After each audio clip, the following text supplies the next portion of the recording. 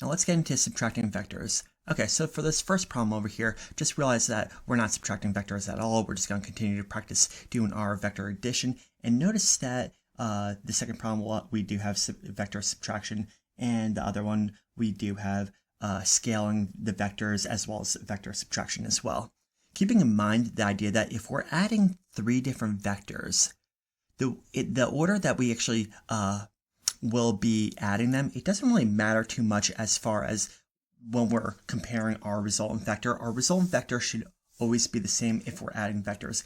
That's not going to be the case here when we're subtracting them and scaling them. So our result will not be the same as what it would be if we're to be adding these in different orders. So just keep that in mind. So I'm just going to start this right now. If you want to try to do this on your own, feel free, but I'm just going to do this and we'll take it from there. Okay, so the first one, we have a positive x over here, or the x vector. So I'm not actually just going to have our object at all moving from the starting to the end.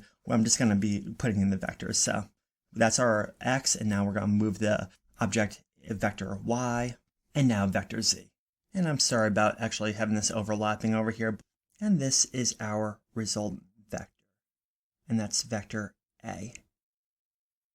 All right, so now on to the next one. So we have vector x minus vector y. Okay, so if vector y is going up to the left, then negative vector y should be going down and to the right. And once again, this is negative y. Okay, and now we have our plus vector z. Okay, so now we have our resultant vector b, which looks like this.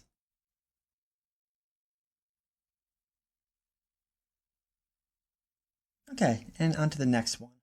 So we have 2x, so we're just going to be scaling this x vector out.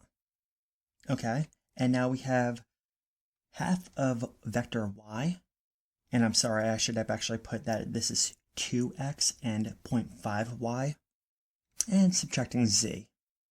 And once again, this is a negative z, giving us a resultant vector of c.